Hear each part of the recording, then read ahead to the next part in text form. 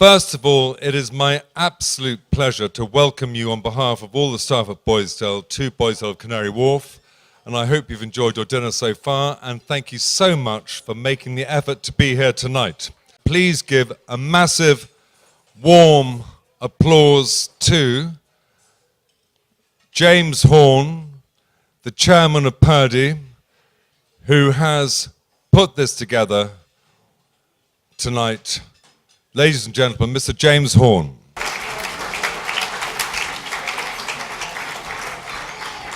Ladies and gentlemen, as Ranald has just said, a very warm welcome to you. And I would also like to extend a very warm welcome to Adam Henson, who is acting as the Master of Ceremonies tonight. Adam. Thank you very much, James. Well, good evening, ladies and gentlemen. It's a great honour to be here this evening. I don't know whether any of you know who I am, but I'm a farmer. I'm from the Cotswolds. I'm also a rural TV presenter, so I have a connection between the land and many of those who watch Country File on a Sunday night, who some are rural and some are urban. And as well as being a farmer, I also consider myself as a countryman. And I'd like to congratulate Purdy, BASC and Boisdale for making this evening happen. And thank you to all of the enormous teams they have been working very, very hard to bring this evening together. Now, before...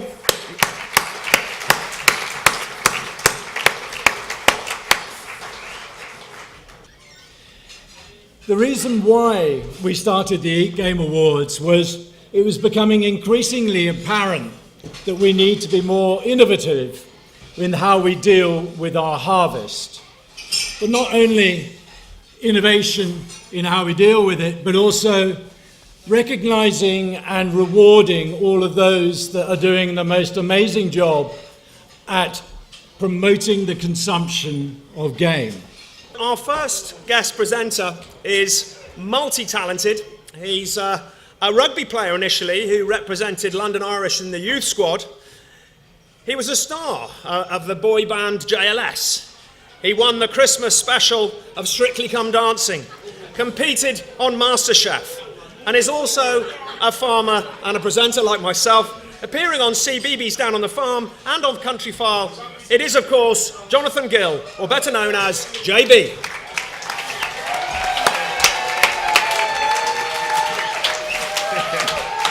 Thank you. Thank you very much, ladies and gentlemen. But my passion really when it comes to game is for the children. I have a young family myself, and this year I was able to work alongside Annette Walcott, who you'll probably see a bit later on tonight. And she invited me down to a school which is based in Surrey to speak to some of the kids, and also to conduct a year group food demonstration. Now, some of these kids might have cooked at home, but they most certainly, I think in the room you probably had maybe a handful, probably about 10 or 20 that had ever heard of any type of game, and probably less that had actually attempted to eat it. And so you've got a room full of students who are cooking this product. It was pheasant on this occasion, cooking this product for the first time, but actually getting themselves stuck in, engaged, tasting this food and enjoying it and appreciating it. And of course, using sustainable products produced by many of you who are here in the room. And so for me, I think with our future being the next generation, encouraging them and teaching them and showing them that what we produce is amazing. It's inherent to this country. We should be very, very proud of it because it is great and it is British. For me, that's one of the reasons why I love being part of today. Evening, everyone. Over the years I've been shooting, which actually isn't that long, maybe 15 years. I've always been slightly sort of surprised, shocked and bemused that a lot of my shooting party actually don't take their birds home. I've sort of slightly declined those large days, you know, with 500 to 1,000 birds and quite like going on a little rough shoot. But even so, even the smaller shoots, I think the problem is that, you know, when I say to people, you know, why don't you take your birds home? When they say to me, I don't like game. I said, really? I said, well, how long do you cook your partridge or grouse for? And they stare at me and they say, half an hour. And I said, well, that's why you don't like game. You've overcooked it for 15 minutes. So I think, you know, it's a bit of an educational thing. But I think, you know, it's all the people in this room, I think it's our job to educate our friends, you know.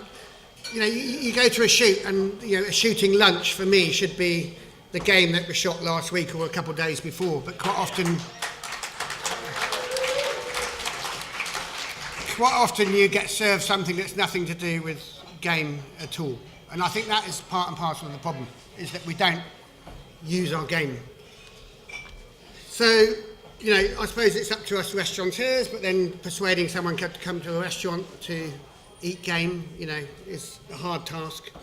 Cooking game at home, people are slightly worried about it. Going to a game dealer's and buying a pheasant that's actually in its feathers, or actually even asking a butcher, you know, how do I cook my game?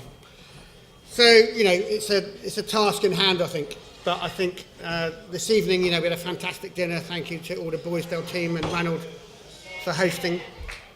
Hi, I'm presenting the award for Best Game Retailer, which I think is very important because it's the award for the people who ultimately sell, you know, we hope, a lot of game to the many. I mean, game is and should not be a luxury meat. I mean, I think it's an essential.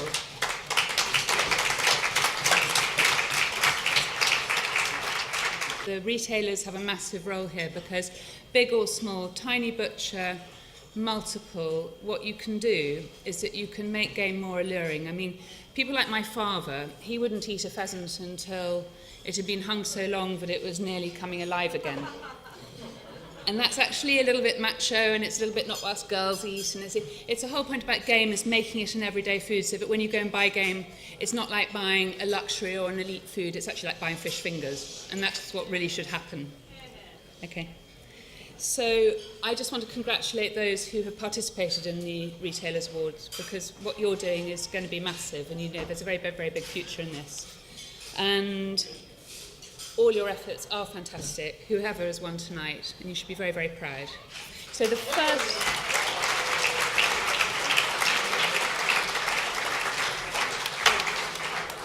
Most of the people who've been up on stage have said what I really want to say. I suppose I want to talk about corruption, really, because tonight is different. There's lots of award ceremonies where people have to pay a fortune for their places. You know, they're shortlisted, and they have to take a table, and it costs them thousands of pounds. The people who are nominated tonight are not paying for their dinner. Thank you, Ranald. Thanks to the sponsors. And that is very unique, because that shows how important you are in this room to all of us who are consumers and shooters and lovers of game. So thank you for coming, and thank you to the sponsors for helping make this event possible. And the second thing about corruption is something that Mark Hicks touched upon, and that is all those who go on shoots and are so corrupt that they love it, but they don't embrace the brace. If you shoot, eat what you shoot. And if you don't know what to do with it, get my friend Freddie Tulloch's book, Talking Game, which is about to be published. Every shoot up and down this country should be persuaded to give, when they give out the brace, if it's a bird that's been plucked and is oven ready, hand over Talking Game, because it's all about how to cook the birds that we shoot, and it's so important. And we bang on about it, but this sport will be revulsed and will be destroyed if we don't practice what we preach, and we don't take the brace home, and we don't cook the pheasant instead of chicken, and we cook beef instead of venison, and we don't use grouse, and so on.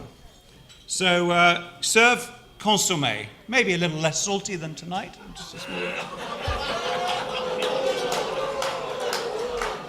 But boil the bones of your brace. Make soup, In my role as chairman of BASC, BASC with its 153,000 members is one of the largest field sports organisations in Europe. We promote and defend quarry shooting sports along with our friends and colleagues in the Countryside Alliance and other organisations. As quarry shooters, everything we do is about the production of food, whether it be game, venison, pigeon, rabbit or wildfowl, all of which we have enjoyed tonight, and utterly delicious it was too. Game is free range, sustainable, local and healthy. That message needs to go out. And these awards are a vital part of that message, and BASC are delighted to be here tonight to lend our support to these very important things. Before we get to the awards, I want to thank Annette Woolcock, who heads up the BASC Taste of Game programme.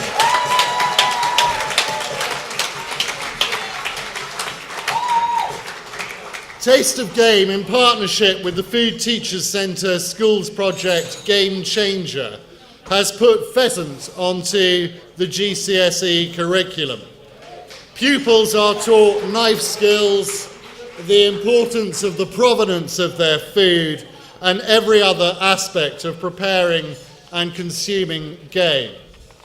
We aim to teach 60,000 pupils how to do that by 2020.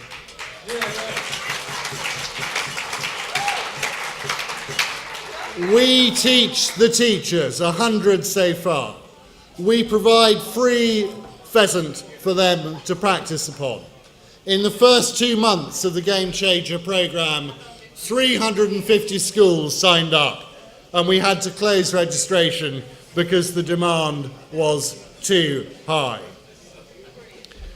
We provide all the backup that is necessary for teaching pupils to embrace the eating of game. We enthuse, we educate, and we inspire a new generation to eat this food. My lords, ladies and gentlemen, if there are any lords, that is, I know what you're thinking, another speech, just what you're looking forward to. This will be the briefest of the evening, but I'm going to make one important observation. There have been so many heroes tonight, so many people who contributed so much to our evening and to our sport, but none have been as important as Britain's gamekeepers. Everything you saw on this fantastic menu, whether it was the wild rabbit, the game consomme, the Highland grouse, Wellington pheasant, whatever it might have been, has been brought to you courtesy somewhere in Britain of a hard-working man or a hard-working woman or a hard-working family who have put their heart and soul and their life into producing something of real quality and which is special to us. And whether you are on a grouse moor in the north of England or a partridge shoot in Kent, the fact of the matter is that landscape has been brought to you not despite gamekeepers, but because of gamekeepers. And so, if nothing else, the unsung heroes of this evening are those people who quietly get on with that arduous job and do so for the benefit of all of us who enjoy our shooting and enjoy our game, but also just enjoy everything that rural Britain has to offer.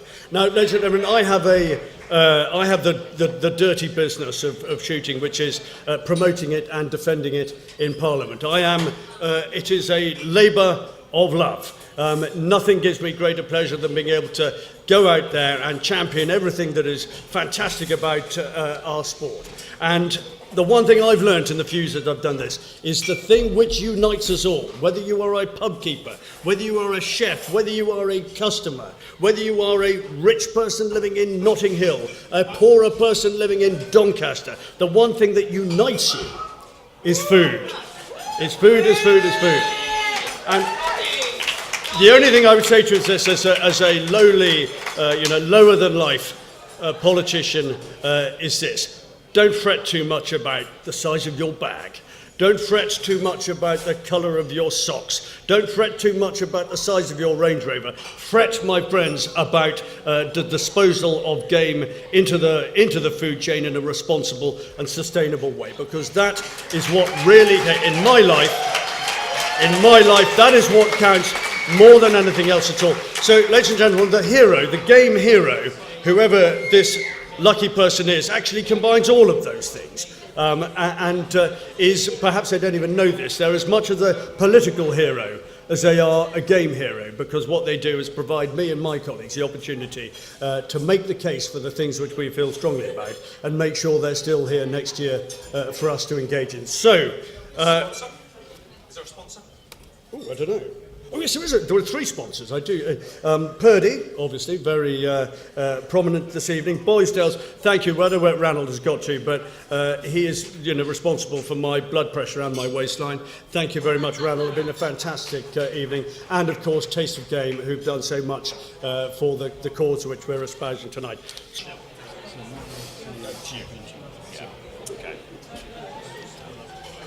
Great, thank you very much, Simon. Now, before James disappears, we've got one final award for James to make. Rightio. Now, the awards were all based around a very democratic principle of voting.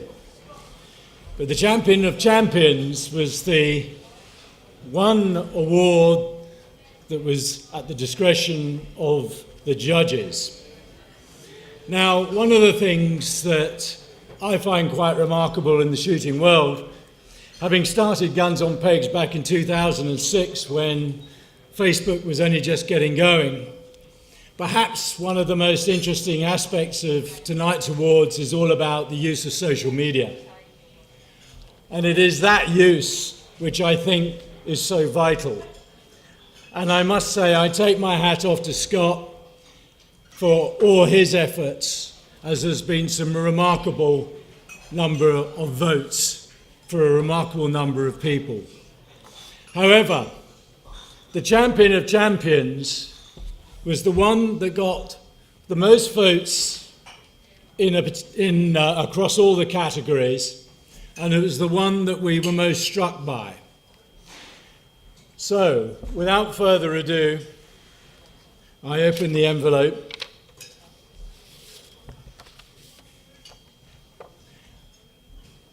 And the winner is Tristan Prudin.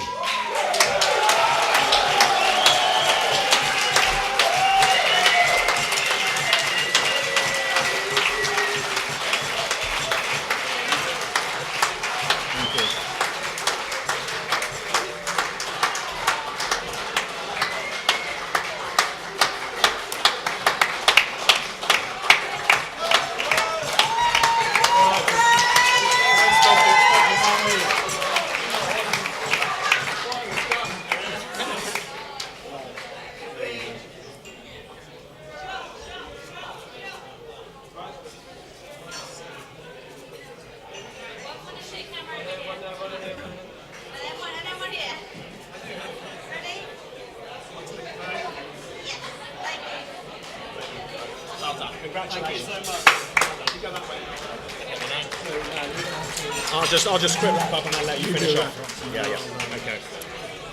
Well, congratulations to all our nominees here at the Eat Game Awards 2018, particularly to our winners. So please use your success. Let's shout about it. Get it on social media. Use it to promote your businesses and hopefully impress and inspire others to do what you're doing and get more people eating game. It's been a great pleasure to be with you this evening. I hope you have a safe journey home. I'm just going to hand over to James Horn to close the evening. Thank you.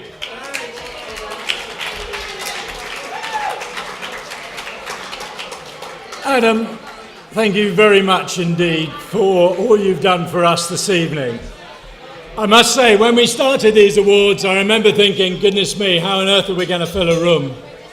And while I'm so grateful to all of you that have participated in them, we are all very, very grateful. The sponsors, thank you so much for what you've done. Without you, this would not have been possible. We have great aspirations for the Eat Game Awards in the future. This is something, as I've already said, which is really important for small businesses. And I was very struck by some of the winners and indeed the emotion that that creates.